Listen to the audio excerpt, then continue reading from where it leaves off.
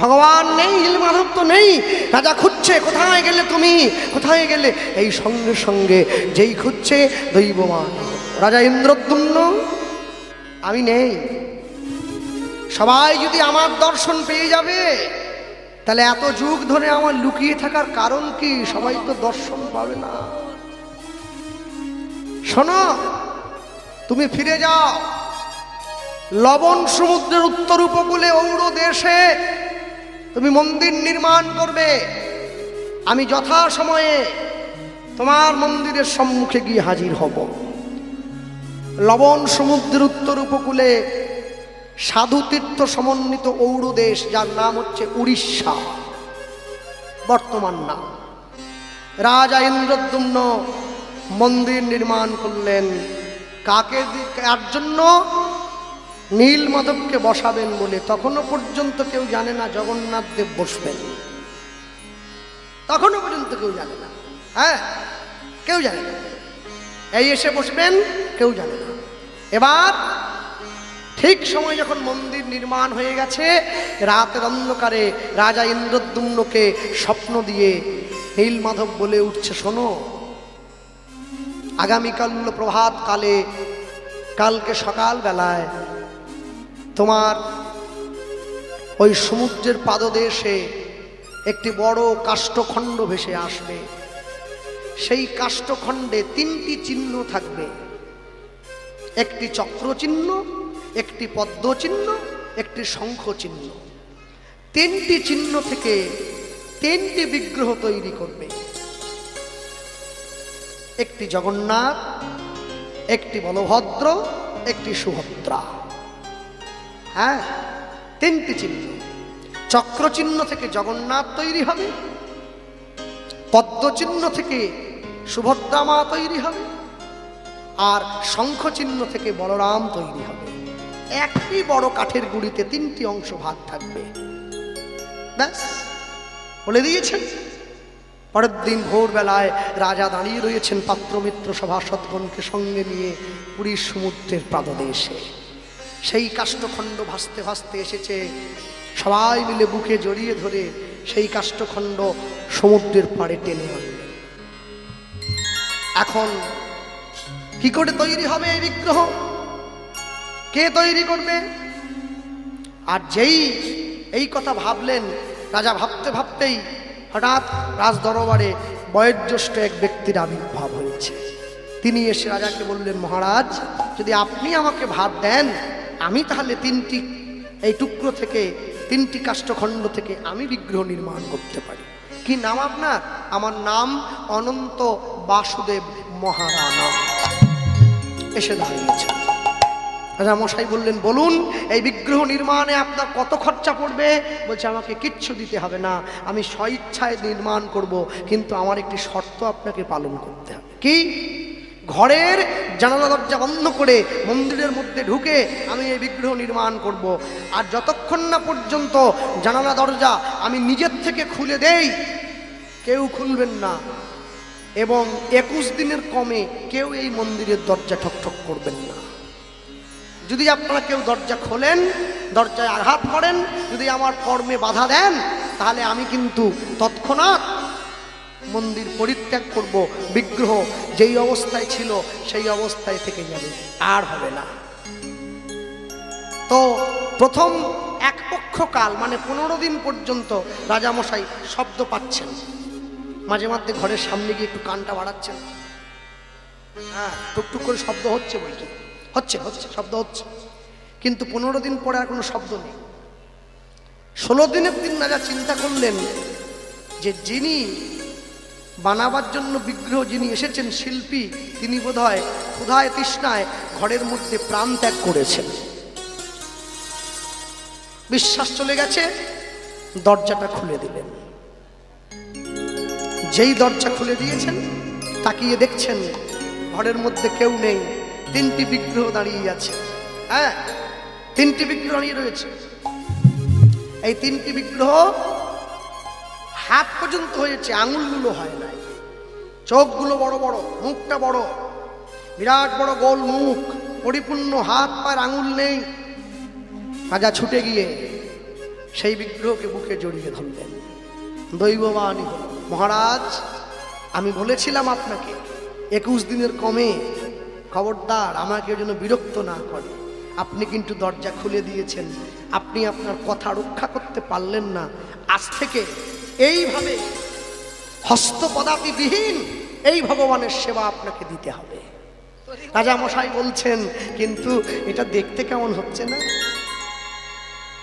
সঙ্গে সঙ্গে রাজা মশাইকে আদেশ হলো, দাপর যুগে ভগবান শ্রীকৃষ্ণ যখন বৃন্দাবন ত্যাগ করে দ্বারকার রাজা হয়ে গিয়েছিলেন, ভগবান নির্দেশ দিয়েছিলেন, তোমরা আমাকে সমস্ত বিশ্ব জগতের কথা বলবে, কিন্তু বৃন্দাবনের কথাটা কেউ বলবে না, আমি সহ্য করতে পারবো না। আর যাতে বৃন্দাবনের কথা কেউ না বলে সেই জন্য সবাইকে নির্দেশ দিয়েছেন। ঠিক এমন সময়ে যেদিনকে অক্রূর বৃন্দাবন থেকে ব্রজগোপীদের দুঃখ দুর্দশা দূর করে গিয়েছেন, ভগবান ঘরের মধ্যে ঢুকে দরজার বাইরে নিজের ভগিনী সুভদ্রাকে দাঁড়িয়ে রেখেছেন। আগেকার দিনে নিয়ম ছিল, ভগ্নী যদি উপযুক্ত হতো সে দরজার বাইরে দাঁড়িয়ে থাকলে তার অনুমতি ব্যতীত সেই ঘরে কেউ ঢুকতে পারত না। অক্রূরের কাছে শুনছে ভগবান, বলো অক্রূর, আমার সখীরা কেমন আছে, আমার রাধারানী কেমন আছে, আমার নন্দ পিতা আমার মা যশোদা কেমন আছে। অক্রূর বলছেন, আর এই শুনে ভগবান শ্রীগোবিন্দের দেহটা কষ্টে দুঃখে গ্লানিতে পুড়ে কালো হয়ে যাচ্ছে, হাত পাগুলো আস্তে আস্তে করে বিলীন হয়ে যাচ্ছে, চোখগুলো বড় বড় হয়ে বেরিয়ে আসছে। ঘরের মধ্যে তো কেউ নেই, চিৎকার করছে রাধে রাধে বলে। আর যখনই চিৎকার করে ডাকছে, আর ভগবানের ওই চিৎকার শুনে ভগ্নী সুভদ্রা যখন মুখ বাড়িয়ে দেখছে বড় ভাইয়ের এই দশা, দাদাকে দেখে ভগ্নীরও ওই দশা প্রাপ্ত হয়েছে। বলরাম ছুটে এসেছে, বোন আর ভাগ্নিকে এই অবস্থায় দেখে, ভগ্নী আর ছোট ভাইকে এই অবস্থায় দেখে বলরাম স্থির থাকতে পারল না, তারও ওই দশা প্রাপ্ত হলো। তারাই তো তিনজন বসে আছে পুরীতে, জগন্নাথ বলরাম সুভদ্রা এসে বসেছেন। এখানে একটু বলে দেই, জগন্নাথ দেব বসে আছেন দক্ষিণা কালিকা যন্ত্রের ওপর, সুভদ্রামা বসে আছে শ্রীলক্ষ্মী যন্ত্রের ওপর, বলরাম দেব বসে আছেন ভাগ্যলক্ষ্মী যন্ত্রের ওপর। আর এই তিনটি যন্ত্রের উপরে তিন দেবতা বসে আছেন। আর এই তিন দেবতার নিচে, মানে যে বেদিতে জগন্নাথ বলরাম সুভদ্রা বসে আছেন, সেই বেদির নিচে রাখা আছে 1,00,000 শালগ্রাম শিলা। তারা প্রত্যেকে জীবিত, মৃত নয়, তারা জীবিত। হ্যাঁ, এবার মন্দির নির্মাণ হয়েছে, বিগ্রহ নির্মাণ হয়েছে, তাহলে মন্দির প্রতিষ্ঠা করবে কে? মন্দির প্রতিষ্ঠা করবে কে? হ্যাঁ, ও গো দারু ব্রহ্ম, এই যে শুনে নেন, দারু ব্রহ্ম, দারু ব্রহ্ম জগন্নাথ প্রতিষ্ঠা কারণ কারণ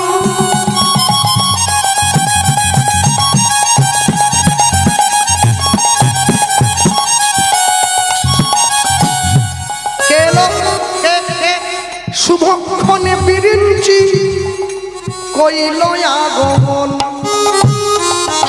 বিরিঞ্চিকে সৃষ্টিকর্তা ব্রহ্মা, তিনি এসেছেন জগন্নাথ বলরাম সুভদ্রাকে প্রতিষ্ঠা করবেন বলে। আসতে এইখানে একটু বড় মজার কথা আছে, যখন ইন্দ্রদ্যুম্ন রাজা ব্রহ্মদেবকে নিমন্ত্রণ দিতে গিয়েছিলেন, নিমন্ত্রণ দিয়ে ফিরে আসার সময় পরে দেখলেন মন্দির নেই। পুরীর সমুদ্রের তীরে বালুকার তলায় মন্দির চাপা পড়ে গিয়েছে। যখন এই ঘোড়া নিয়ে ঘুরছেন, ঘোড়ার খুঁড়ে মন্দিরের চূড়োটা আঘাত খেয়েছে, ওই বালুকা সরিয়ে সম্পূর্ণ মন্দির আবার পুনরায় প্রতিস্থাপিত করা হয়েছে। যার জন্য পুরীর মন্দির দক্ষিণ পশ্চিম কোণে এরকম হেলে আছে। পুরীর মন্দিরে কোনো ছায়া পড়ে না, কোনো ছায়া পড়ে না। কেন পড়ে না? দেবদেবীগণ যেখানে থাকেন, দেবদেবীর কোনো ছায়া পড়ে না। পুরীর মন্দির প্রতিষ্ঠা হওয়ার সময় 33 কোটি দেবদেবী এসে দাঁড়িয়েছিলেন মন্দিরে। পুরীর মন্দির আয়তন কত জানেন? 4 লক্ষ বর্গ কিলোমিটার সম্পূর্ণ মন্দির। আজও পর্যন্ত ছায়াহীন। পুরীর মন্দিরের পতাকা হাওয়ার উল্টো দিকে উড়ে যায়, ওকে দেবভূমি বলা হয়। দেব দারু ব্রহ্ম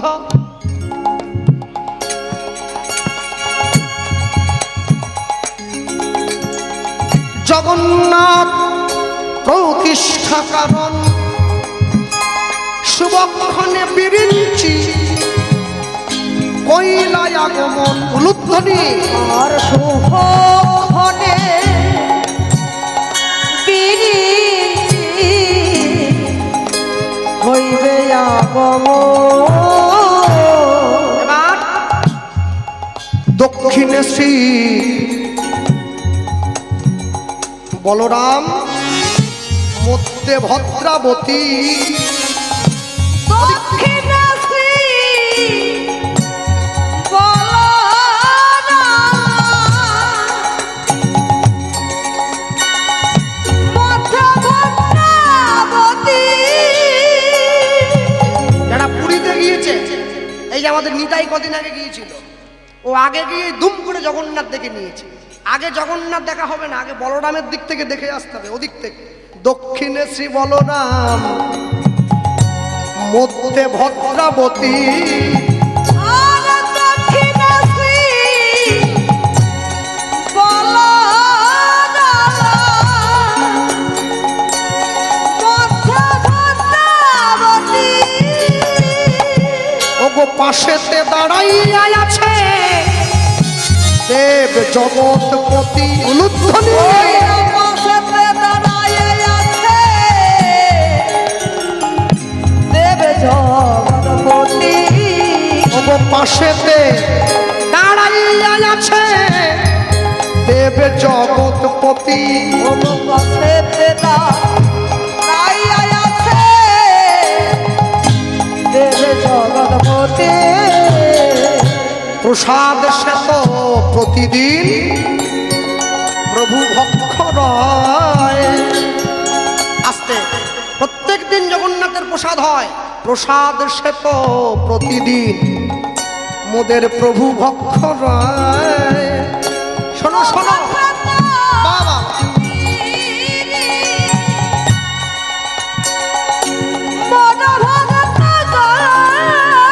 প্রসাদ নয় প্রসাদময়, ইহারে মহা প্রসাদ কয়। হরি হরি বল। প্রসাদ নয় প্রসাদ এ তো মহাপ্রসাদ। এইখানে একটু বলার আছে, কি বলবো? প্রত্যেক দিন জগন্নাথের জন্য যা ভোগ হয়, প্রত্যেক দিন 10,000 ভক্তের প্রসাদ রান্না হয় পুরীতে। 10,000। আশ্চর্য কি জানেন, একজনেরও প্রসাদ বেশিও হয় না, কমও হয়। হ্যাঁ, আর পুরীর যারা পান্ডা, এদেরকে বলা হয় দ্বৈতপতি। দেখবেন পান্ডাদের নামের পরে আছে। হ্যাঁ, এই দ্বৈতপতি নামের কারণ কি? দ্বৈতপতি নামের কারণ হচ্ছে শবররাজ বিশ্বাবসুর কন্যা ললিতা, তাই শবরের রক্ত মিশেছে। এদিকে বিদ্যাপতি ব্রাহ্মণ, ব্রাহ্মণের রক্ত মিশেছে। এই দুয়ে মিলে এই পাণ্ডব বংশের, পণ্ডু বংশের জন্ম হয়েছে। এদেরকে দ্বৈতপতি বলা হয়, যার জন্য এরা শবরের রক্ত অঙ্গে আছে বলে এদের এত বড় প্রকাণ্ড দেহ এবং প্রচণ্ড শক্তি। আবার ব্রাহ্মণের রক্ত মিশে আছে বলে ঐতেধারী জগন্নাথের সেবক। পুরীর পাণ্ডাদের যে দেহ, চট করে আমাদের সমাজে কোনো ব্রাহ্মণের ওরকম দেহ দেখাতে পারবেন না। আছে কি? ভট্টাচার্য, ব্যানার্জি আছে, এত বড় দেহ আছে? নেই। ওদের দেখুন এইরকম, অত জগন্নাথের প্রসাদই পায়। এই জন্য মিলনে এই সন্তান জন্ম নিয়েছে। হ্যাঁ, দ্বৈতপতি বলা হয় এই জন্য ওদেরকে। ভক্তমণ্ডলী, ভক্তিমতী মায়েরা, এইখানে একটা কথা আছে, পুরীর জগন্নাথের জন্য 9 মাস রান্না করেন মা লক্ষ্মী, আর 3 মাস রান্না করেন মা অন্নপূর্ণা। ওই রান্না আশ্চর্য কি, জগন্নাথের আসতে আমি শুরুতে বলেছিলাম জগন্নাথের প্রসাদকে মহাপ্রসাদ বলা হয়। কেন বলা হয়? জগন্নাথের ভোগের জন্য যে জমিতে চাল চাষ হয়, ধানের চাষ হয়, ধানটা চাষ হওয়ার পরে ধানটা তুলে এনে কোনো মেশিনের সাহায্য নেওয়া হয় না, পাটা দিয়ে এইভাবে পিটিয়ে ধানটা পরিষ্কার করা, মানে শীষ থেকে ধানটা আলাদা করে দেওয়া হলো। এবার ঢেকিতে কোটানো হয়, চাল বের করছে, চালটাকে ঢেকিতে কোটানো হচ্ছে।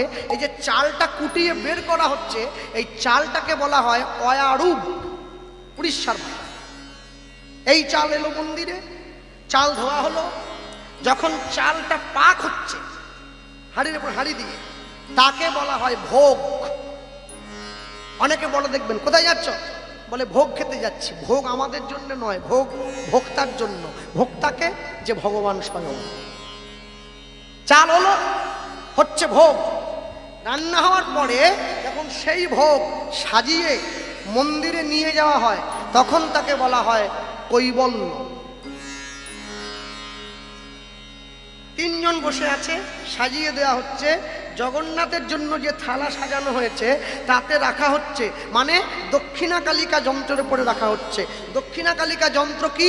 যা এই বিশ্ব সৃষ্টি এবং প্রলয়কে নির্দেশ করে। তার মধ্যিখানে ভোগের থালা রাখা হলো। এই যে রাখা হলো, একে বলা হয় কৈবল্য। হয়ে গেল। এইবার নিয়ে যাওয়ার পরে সেই ভোগ বের করে জগন্নাথ মন্দিরের পাশে মা বিমলা মায়ের মন্দির আছে, তাকে নিয়ে গিয়ে দর্শন হচ্ছে। এবারে হচ্ছে প্রসাদ দর্শন হয়েছে।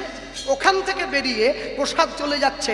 যারা পুরীতে গিয়েছেন জানেন, আনন্দ বাজার বলে জায়গা একটা আছে, ওইখানে নিয়ে যাওয়া। আনন্দবাজারে নিয়ে যাওয়ার পরে বড় বড় পাতা দিয়ে দেয়া হয়, সবাই আলাদা করে না। ব্রাহ্মণ, ক্ষত্রিয়, বৈশ্য, শূদ্র একই পাতায় বসে একই সঙ্গে প্রসাদ গ্রহণ করছে। একে বলা হয় ছুট। এই ছুট হয়ে যাওয়ার পরে প্রসাদ যখন সবাই পেয়ে উঠে গেল, অনেক তো পরিমাণ, পেতে পারলো না, বেশি হলো। সেই প্রসাদের দানা ভালো করে ধুয়ে ত্রিপল পেতে শুকনো করতে দেওয়া হচ্ছে। পেতে দিয়েছে, রোদ্রের মধ্যে পান্ডারা মিলিয়ে দেয়। হ্যাঁ, এই ছুটকে যখন শুকনো করতে দেওয়া হয়, তখন একে বলা হয় সংভুক্তা, এই প্রসাদ।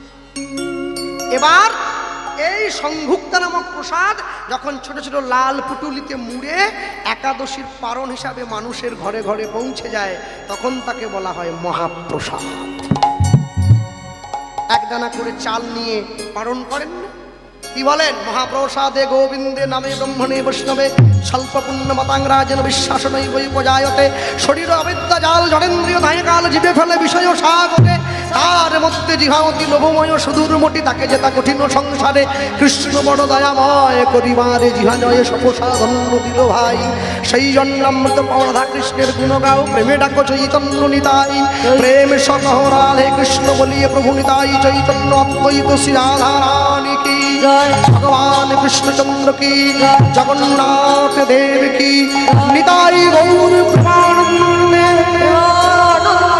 হরি হরি হরি হরি হরি হরি।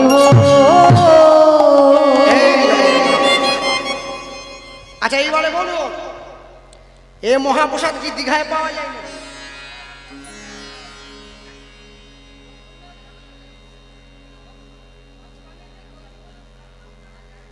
ওই যে আচ্ছা আচ্ছা, অনন্ত বাসুদেব মহারাজ, হ্যাঁ মনে থাকবে, লিখে নেন না। ভক্তমণ্ডলী ভক্তিমতী মায়েরা এই প্রসাদ দিয়ে দিয়েছে, জগন্নাথের ভোগ হলো। আর এই ভোগ রান্না হয়েছে। রান্না হওয়ার পরে সেই জগন্নাথ বসে পড়েছে। ইন্দ্রদ্যুম্ন স্ত্রী রানী গুন্ডিচা ছুটে গিয়ে জগন্নাথের চরণে পড়লেন, প্রভু এত ইচ্ছা যখন পূরণ করলে, আরেকটা ইচ্ছা পূরণ করে দাও। বলো তোমার কি ইচ্ছা? কি? আমার 18 পুত্র, ওরা যদি সকলে থাকে, তাহলে আমাদের মৃত্যুর পরে এই মন্দিরের উত্তরাধিকারী কে হবে, এই নিয়ে নিজেদের মধ্যে বড় অশান্তি হবে। তাই আমি চাই এই 18 পুত্র ওরা তোমার চরণে যেন আশ্রয় পায়। সেই 18 পুত্রকে জগন্নাথ দেব নিজের কাছে নিয়েছেন। পুরীতে তৈরি হয়েছে 18 নালা, যা মানুষে পার হয়ে যায়। 18 পুত্রের জন্য 18 নালা, সকলের বক্ষ মাঝে ভক্ত বৈষ্ণবের চরণধুলি এখনো পর্যন্ত পড়ে। আর পুরীর মানুষ জগন্নাথকে কত ভালোবাসে জানে, বিরাট বিরাট ভালোবাসে। হ্যাঁ, পুরীর যারা মানুষ তারা মনে মনে ভাবে আমরা যদি জগন্নাথের জন্য ভিক্ষাও করি এতেও কোনো ক্ষতি নাই। তো নিতাই এসে আমাকে প্রথমে একটা কথা বলে গিয়েছিল, আমি শেষে সেই ইচ্ছেটার পূরণ করে দিচ্ছি। তো উড়িষ্যার মানুষ জগন্নাথকে ভালোবাসে ওদের নিজের মতো করে। ওরা কখনো জগন্নাথকে পর বলে দেখে না। কেন পর বলে দেখে না? ওরা জানে আমরাও যা, জগন্নাথও তা। আর সেই চিন্তা করে ওরা বসে থাকে। কি ভাবে জানেন? ওরা ভাবে মতে করি দে রে নন্দলালা, ইচ্ছে হয় ওই নীলাচলের কেদর। আস্তে, তুমি যদি আমাকে ভিখারিও বানিয়ে দাও নীলাচলে, এতেও আমার শান্ত। উড়িষ্যার ভাষায় বলছে আছে। হ্যাঁ, বাহু তুলে তালি দিয়ে পরবর্তী কীর্তনে আসবে আরেকটু পরে। আনন্দ আনন্দ মহানন্দ। মতে করি দে রে নন্দলালা, নীলাচলের কেদরওয়ালা। উলুধ্বনি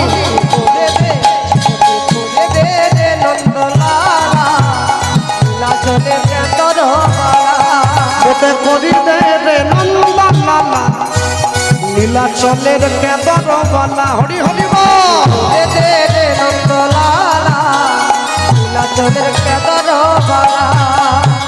ছাড়রে চৌড় পড় কি ন পড়ু, ছাড়রে চৌড় পড় কি ন পড়ু, মোর পোড় কলা। মো ওঠরে তালরে কণ্ঠরে সুররে তো না ছিলে না রে, তো না ছিলে না। মতে করি দে রে নন্দলালা, নীলাচলের কেদরওয়ালা। হরি হরি বল।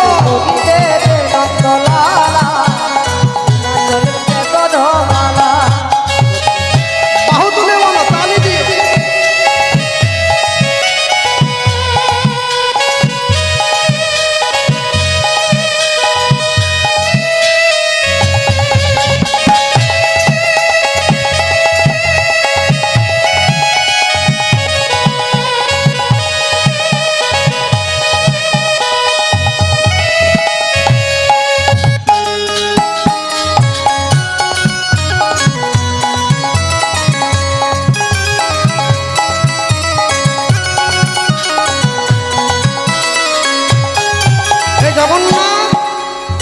নরেন্দ্রে স্নান করি পিদিব তিড়ক ছিটা, লাউ থড় কেদর ধরি ধরি বজেইব মোহে কধিকা।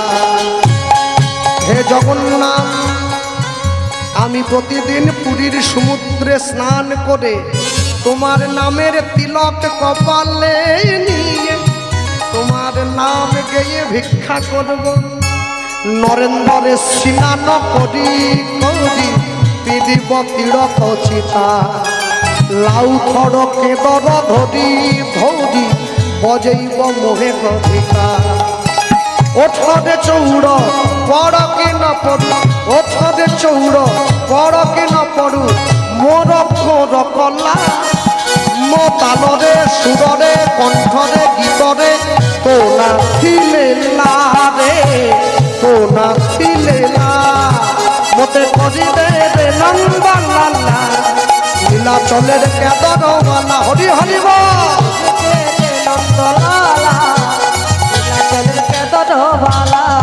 মতে করি দে রে নন্দলালা, নীলাচলের কেদরওয়ালা। মতে করি দে রে নন্দলালা, নীলাচলের কেদরওয়ালা।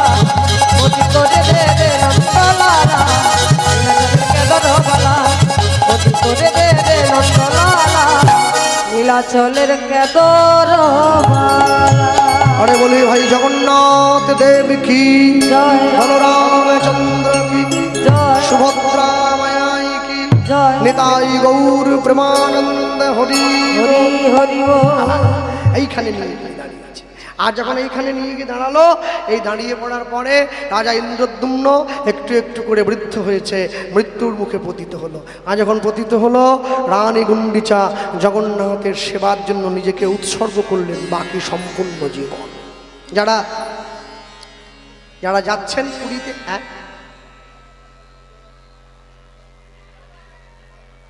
না পুরীতে ভগবানের একটা নির্দেশ আছে, এখানে বলে দেই। এই ভাই জিজ্ঞাসা করছে পুরীর মানুষ কি একাদশী করে না? ভগবান দ্বারকাতে স্নান করেন, ভগবান রামেশ্বরমে বিশ্রাম করেন, পুরীতে সেবা করেন, আর বদ্রীনাথে লীলা করেন। তাই যেহেতু ভগবান নিজের সেবার জন্য পুরীধামকে বেছে নিয়েছেন, তাই পুরীর মানুষের বিশ্বাস, পুরীতে একাদশী বাঁধা আছে, মন্দিরের পিছনে দেখুন তালা দেওয়া একটা ঘরের মধ্যে রাখা আছে। মানুষের বিশ্বাস আছে যে ভগবান যখন আমাদের ঘরে সেবা করার জন্য এসেছেন, তাহলে আমরা একাদশী করে সেবা বন্ধ রাখবো কেন? তাই একাদশীর দিনও পুরীতে ভোগ হয় না, ওরকম কোনো ব্যাপার নেই। এবং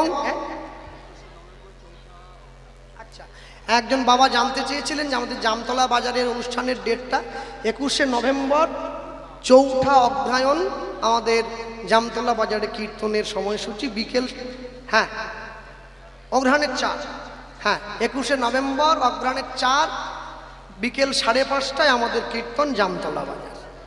হ্যাঁ, এটি আমাদের সময়সূচি।